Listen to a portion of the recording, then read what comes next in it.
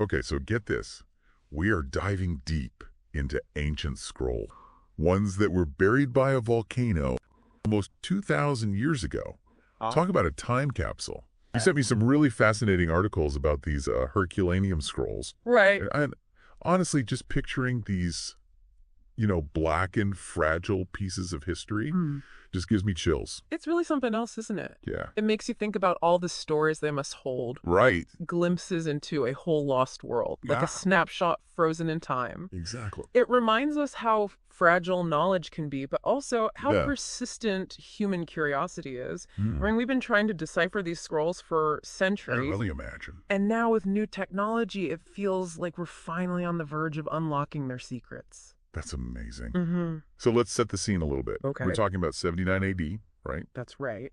Mount Vesuvius erupts, burying Pompeii, Mm-hmm. and also the nearby town of Herculaneum, Yes, where these scrolls were eventually found. exactly. Not until the 18th century, though. Wow. And the discovery itself is pretty interesting. Oh. These scrolls weren't just lying out in the open. Right. They were found in a mansion. A mansion. A mansion. Wow. Which, of course, raises all sorts of questions like Ugh. who lived there? Right. What Yeah. kind of person would have amassed this incredible collection? Yeah. And what other treasures might have been lost in that eruption? Oh, I bet. It just makes your imagination run wild. So I'm already hooked, but I have to ask. Yeah. I mean, I can only imagine that after being buried in volcanic ash for so long, Right. these scrolls probably weren't in the best shape. Oh, that's putting it mildly. They were basically baked by the intense heat, Oh, wow. turning the papyrus into something like charcoal.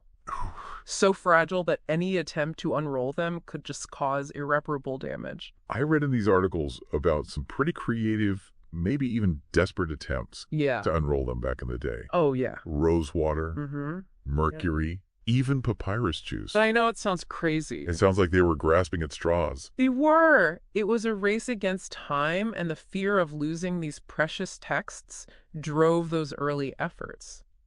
Yeah, I can see that. Yeah. But thankfully now we have much more sophisticated tools to work with, right? Absolutely. This is where it gets really exciting. Okay. The articles mentioned X-rays, CT scans, and even AI Yeah. being used to decipher these scrolls. It sounds so futuristic. It is. Huh. And one tool in particular has revolutionized the whole field, the Yeah. synchrotron. Imagine shining an incredibly powerful X-ray beam, Okay. 1,000,000,000 times brighter than the sun onto the scroll. Wow. That's what the synchrotron at the diamond light source does. It Incredible. allows us to actually see the ink embedded in the papyrus. Oh, wow. Even though it's essentially turned to charcoal. Amazing. It's like we can digitally unwrap these scrolls Yeah. without ever physically touching them. That's incredible. It is. So I understand there's been some significant progress Mm. made on deciphering one particular scroll Uh-huh. for 172. Yes, this one's causing quite a stir in the academic world. Oh, Researchers believe they're very close to deciphering almost the entire text, wow. which would be huge because it's thought to be a lost work by the philosopher Philodemus. Okay. This could give us some groundbreaking insights into his teachings and the intellectual climate of the time. Now, I know you've mentioned that most of the deciphered scrolls so far deal with Epicurean philosophy. For those of us who might not be familiar with that, could you explain a little bit about what that is? Sure, Epicureanism, in a nutshell, emphasized pleasure as the ultimate good. Okay. But it's not about hedonism, as some people might think. Okay. It's really about seeking lasting happiness and fulfillment through a simple life, Mhm. free from pain and anxiety. It's fascinating to think that even 2,000 years ago, people were grappling with these same questions Right. of happiness and fulfillment. The search for meaning and happiness is timeless. And these scrolls offer us this incredible glimpse into how people thought about these questions centuries ago. Yeah, it's really something else. It is. Now, the articles also mentioned a competition called the Vesuvius Challenge, which is encouraging innovative approaches to reading these scrolls. That's right. It's incentivizing researchers, Yeah. especially young minds, to come up with new ways to decipher these scrolls using things like AI. And in fact, the recent winners were a team of 3 students. Oh, wow. They developed this groundbreaking AI solution, and they earned a $700,000 prize. Wow. That's a lot of money. It is.